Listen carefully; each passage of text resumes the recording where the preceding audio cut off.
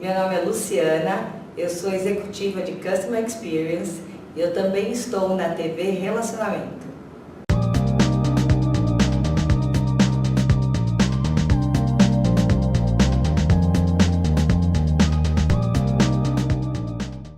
Olá, internautas, iniciamos mais um programa Você é Top. O programa está realmente fantástico, que nós temos aqui um profissional de primeira linha, ator, dramaturgo e um montão de coisas que nós vamos desvendar aqui com o nosso convidado, Marco Antônio Cardoso.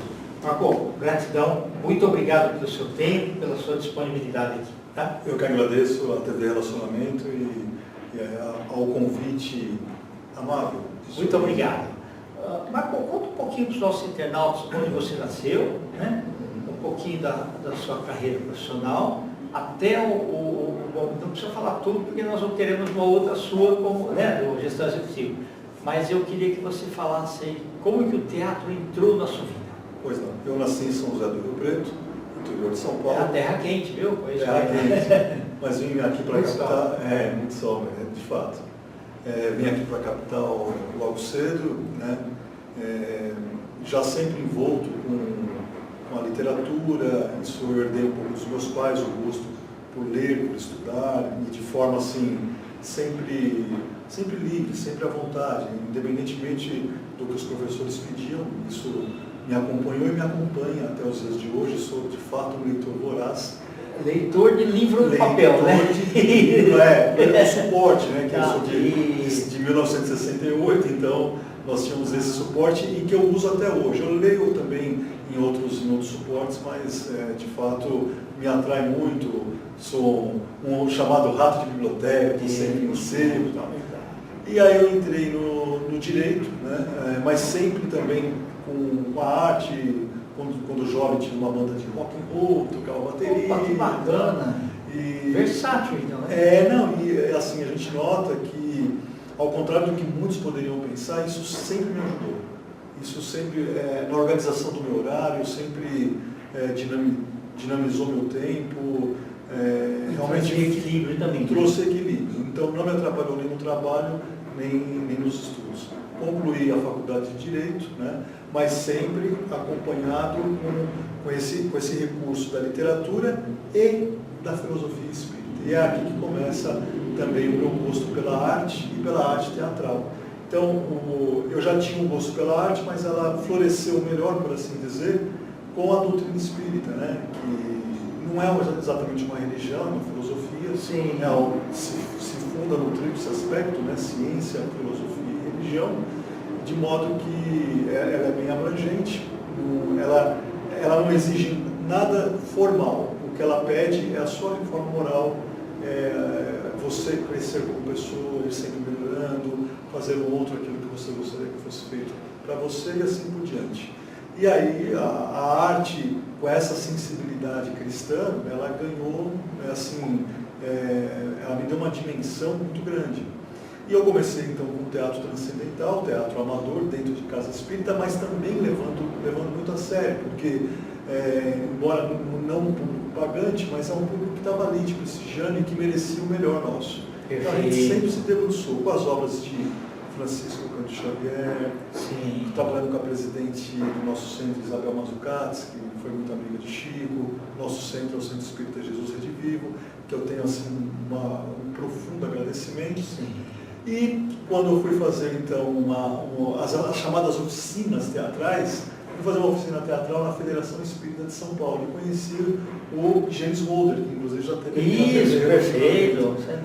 E fazendo oficinas ali, trabalhando, eu vi a perspectiva de trabalhar também com o teatro profissional. Antes disso, eu já escrevia e roteirizava. E agora então, atuando no teatro profissional, com esse afã, com essa vontade de levar o teatro transcendente, a peça espírita, tendo aprendido algumas coisas, muito por intuição, algumas oficinas, e com um bom diretor que é o James Holder, isso te dá uma dimensão, te dá te assinala uma autonomia tanto para escrever, que eu realmente, a minha praia, por assim dizer, é a escrita, mas também para atuar. atuei em Sete Gatinhos esse ano, que foi minha avant-première no teatro. Sim, e é uma peça difícil, viu? Nelson Rodrigues, né? E com o James Holder, que é muito detalhista. Então, o teatro, assim, eu acho que qualquer recurso de arte, ele pede, ele reclama uma atuação, uma generosidade, uma entrega. Não é fácil fazer. O que parece fácil ali no palco, no cinema, na dança, na dramaturgia, a gente faz parecer que é fácil, mas precisa de dedicação. Mas é possível com dedicação. E agora nós estamos então para encerrar essa primeira parte. Eu estou com 2 peças ensaiando, próxima já à estreia, roteirizada por mim, Amor sobre Meu Amor, que é um romance espírita ambientado na Suíça, século XVII, precedido de muita pesquisa, que é outro recurso que eu gosto muito, pesquisa. Eu acho que qualquer bom trabalho, ele é precedido por uma boa pesquisa. Porque aí fica fundamentado, né? Fica fundamentado, senão você vai falar com fundamento. E temos então Allan Kardec e as Mesas Girantes, né? Cuja estreia está programada para 7 de outubro no Teatro Escobar. Com a direção de James Holder em Allan Kardec e as Mesas Girantes. E estou com o Oswaldo Sophie na direção de Amor sobre Meu Amor, que é um diretor que está estreando, mas tem uma comunicação muito boa com o teatro espírita. Mas o James Holder nos ajudando na direção executiva. E de forma que a gente está criando, é o que eu percebo, já um núcleo, né, de atores e diretores com essa sensibilidade. Sim, com muito trabalho sério, com técnica, com aprimoramento de técnica, não podemos deixar de aprimorar técnicas, mas também com essa sensibilidade de levar algo que leve para o público algum conforto, uma mensagem de esperança, uma mensagem de reflexão. Por exemplo, em Amor sobre Meu Amor, nós trabalhamos com 2 temas importantíssimos: o amor, propriamente, e a morte. Eu não posso falar muito, senão vou dar o chamado spoiler, perfeito, né? Eu quero que o pessoal possa ir assistir, não estragar a diversão, né? Mas ele trabalha com esses 2 temas. E Allan Kardec, As Mesas Girantes, é um olhar da espiritualidade pela ótica de Kardec. Muito bom. E eu sou protagonista na peça Allan Kardec e eu faço Kardec. Quer dizer, para mim é um desafio, porque minha avant-première foi há pouco tempo. E eu já estou alçado aí a ser protagonista. Em Amor sobre Meu Amor também eu sou protagonista. Então eu estou muito feliz, eu estou em projetos que eu estou entusiasmado com esses projetos. Marco, quando você iniciou, né, começou a fazer as oficinas ali e tal, você achou que ia rapidamente chegar ao estágio que você estava? Não, eu não pensava. A pergunta ela é pertinente. Eu imaginava, isso também acho que é um ingrediente da minha alegria, da minha felicidade. Eu imaginava que eu ficaria anos, décadas talvez, e eu não tenho essa ansiedade. Eu estaria pronto a aguardar mais tempo. Mas as coisas foram acontecendo. Eu estou há 12 anos com o teatro transcendental, né, que é o amador, experimental nas casas espíritas, né, fiz até um monólogo de Kardec, fizemos algumas outras peças espíritas infantis, que também é muito bom fazer. E aí tive no profissional, pisei aí no palco sagrado do teatro paulistano, numa sala que eu não imaginava, né, que a gente tem toda a reverência, né, do Teatro Escobar. Então, para mim, de fato, assim, uma alegria muito grande. E isso faz com que aumente a minha responsabilidade e a minha dedicação. Exato. Porque assim, a gente vai aprender sempre, vai aprimorar sempre. Não dá para ficar em zona de conforto. Quem ficar em zona de conforto fica alijado desse processo todo de construção de peças e espetáculos. O espetáculo ele sempre vai pedir, mesmo na linguagem espírita, que é uma linguagem simpática, bacana, então ele vai pedir dedicação. Sem dúvida. Eu gostei dos títulos. Na década de 50 teve um filme americano, sabe? West Side Story, né? Que aqui foi colocado Amor sobre Amor, né? No nome, né? Sim, que é um musical, assim, musical. Mas não tem nada a ver, né? Não tem nada a ver. Nós já fizemos até uma pesquisa, ver se não teve nenhum problema com direitos autorais, mas já caiu no domínio público, né? Evidente que, assim, consultando à frente mais algum jurista, que eu também sou, mas pegando uma outra opinião, se for o caso, a gente adapta, né? tem Não, mas problema. não, é totalmente diferente. Eu assisti o musical. Que legal. Ô Marco, agora uma outra coisa. Quando a gente lê um livro, né, é uma coisa, né? Vale aquela linha e tal. Agora, fazer uma adaptação para o teatro, ou para cinema, ou para TV, exige uma releitura. E até pensando, por exemplo, você lê o livro, lá às vezes tem cenários. Aí você tem que imaginar no palco como é que você constrói aqueles cenários para ficar assim, assim, em sintonia, né, com a peça e tudo mais. Então é um trabalho grande, né? Árduo, né? Eu acho até que antes de ter a questão do cenário, né, de pensar no cenário, que também nós pensamos, é que o autor às vezes ele é meio tranquilo, né? Ele vai escrevendo e ele pensa assim, bom, é um doce problema para o diretor, para o encenador resolver. Eu vou dar asa à minha imaginação. Então a questão do cenário, ela passa a ser até um pouco secundária. O problema principal e que antecede é a questão do respeito à obra intelectual já produzida e você adaptar com qualidade. É um dos maiores desafios que tem para a escrita. Eu, particularmente, acho que muitos roteiristas também preferem escrever de forma livre. Né? Alguns, só aqueles que realmente têm tarimba, já fizeram muito, tal. Tanto que eu já tentei adaptar uma obra espírita de Chico Xavier, psicografia de Chico pelo Espírito Emmanuel, o Ave Cristo, né? E eu tive uma dificuldade grande, precisaria de mais tempo também, aí eu, com outros projetos, com outros desafios e outras necessidades assim, com mais urgência, eu preferi postergar, deixar para um outro momento. Não é tarefa fácil. Não é tarefa fácil. Você tem que fazer um jeito que em 1 hora, 1h30 aquilo acaba. Você não pode fazer uma roteirização interminável. Sim, porque uma coisa é a linguagem do cinema e outra é do teatro. O cinema, ele tem outros recursos que o teatro não tem. O teatro tem alguns recursos que o cinema não tem, mas o cinema ele tem o audiovisual, ele tem todo o conforto ali, né? Agora, o teatro ele traz uma coisa mais densa e mais reflexiva. Pode ficar muito cansativo. Tem peças que... E é o mundo real, né? O cinema errou lá, corta e faz de novo, né? No teatro, não. Agora, 1 hora e pouco no teatro, eu acho que equivale a 2 horas, 2 horas e meia do cinema. É o que a minha experiência sinaliza, né? Eu mesmo prefiro roteirizar para teatro, escrever peças de no máximo 1 hora, 1h10, porque sempre vai passar um pouco também. Exato. Vai ter talvez algum acréscimo no texto, que também eu convivo muito bem com isso, né? Essa parceria que eu estou com o James Holder e com Oswaldo Sophie tem sido muito tranquilo isso, não tem... Aí entra um pouco, eu acho que me permita falar, um pouco do que a gente aprendeu no Espiritismo. Aí não entra aquela coisa assim do melindre, do apego. Eu tenho desapego, olha, é o que fica melhor para o espetáculo. Olha, essa frase não está bem colocada, tiremos. Essa palavra também não está, olha, aqui não dá sentido. É a flexibilidade, né? É a flexibilidade, é sempre visando um bom espetáculo. E outra, já é uma alegria o meu texto poder entrar. Sem dúvida. Ô Marco, qual o problema? Eu sempre, quando eu fui executivo, eu sempre falava para os outros funcionários o seguinte: olha, procure fazer sempre o melhor. Né? Quando ele trazia um negócio, eu falava, tá bom, esse aqui. Tá, mas esse é o melhor que você consegue? Se for o melhor, eu consigo, né? Sim. Então, o que você está falando assim é que no teatro, 1 mais 1 é mais do que 2, né? Então, e a soma dos talentos, né?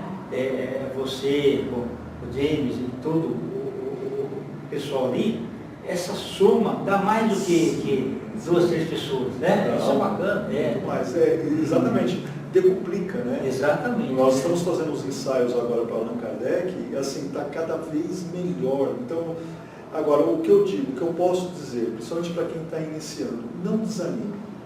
Porque assim, verdade seja dita, teve momentos em que eu pensei em parar, teve momentos que eu desanimei, porque as dificuldades elas vêm.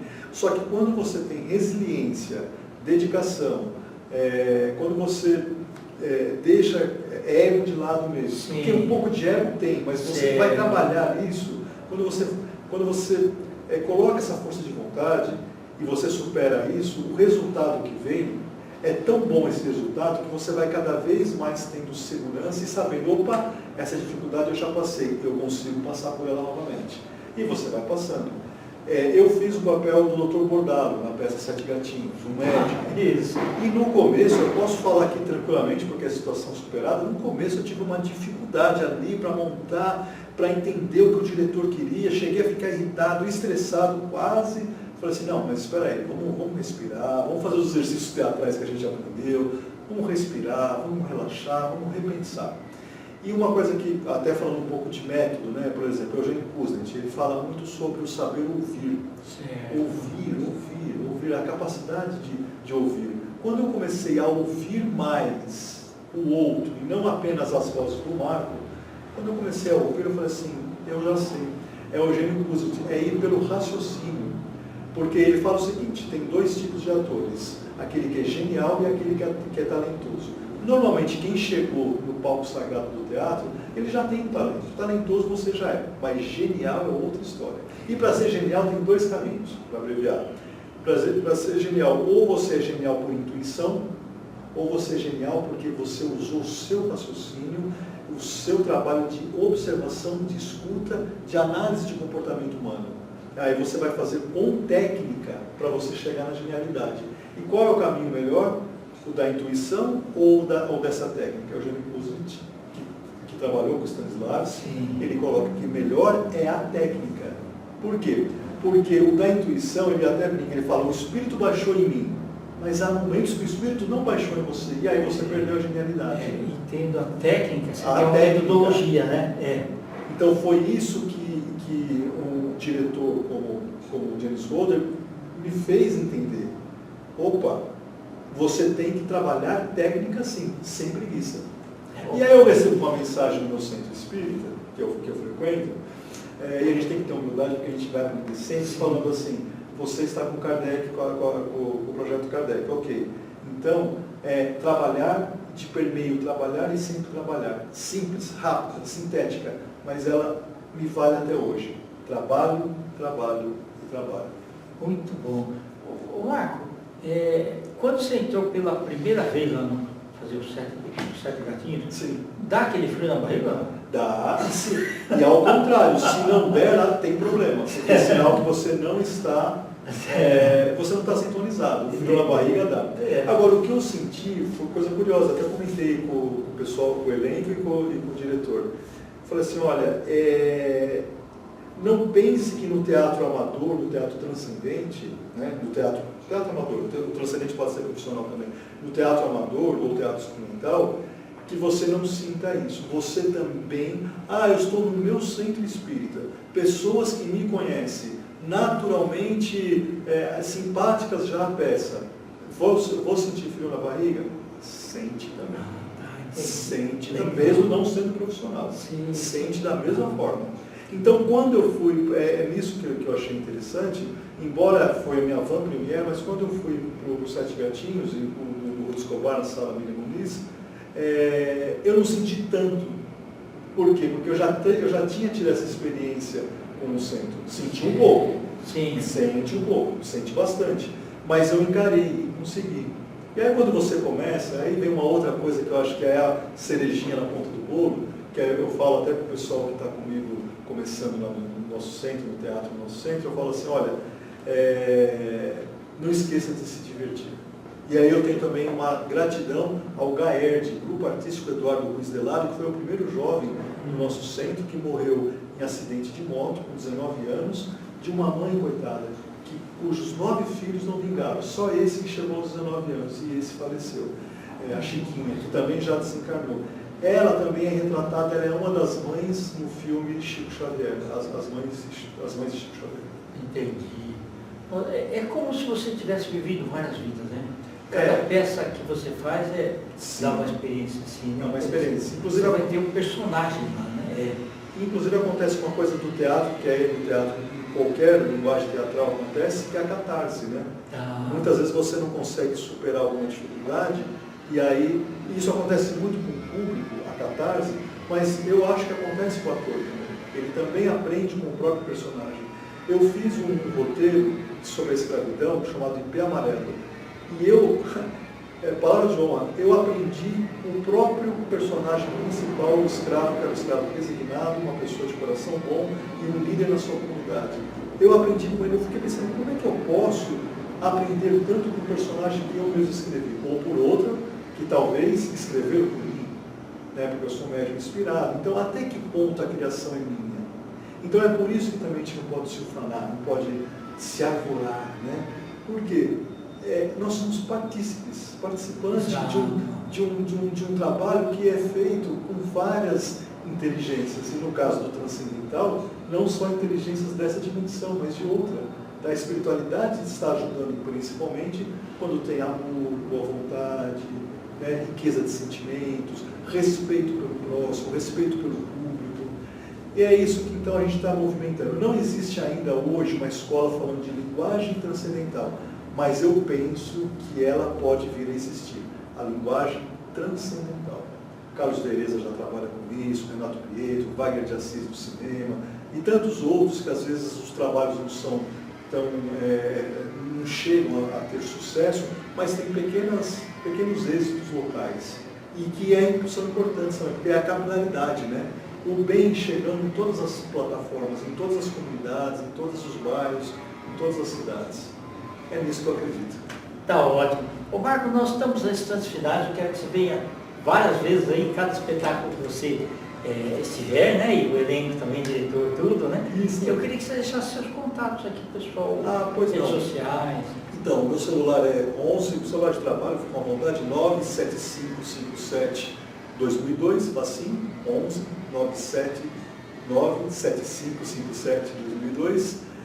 Instagram é Marco Antônio Cardoso Pádua, né? E Facebook, Marco Antônio Cardoso. Perfeito. Tá bom? Gratidão. Eu que agradeço, parabéns pelo bom trabalho e agradeço a TV Relacionamento e ao nosso cameraman aqui que nos ajudou imensamente também. Internautas, com os agradecimentos então a esse fantástico ator, roteirista, né? E uma pessoa com capacidade voltada para o bem, Marco Antônio Cardoso, nós finalizamos mais um Você é Top. Um grande abraço e até a próxima.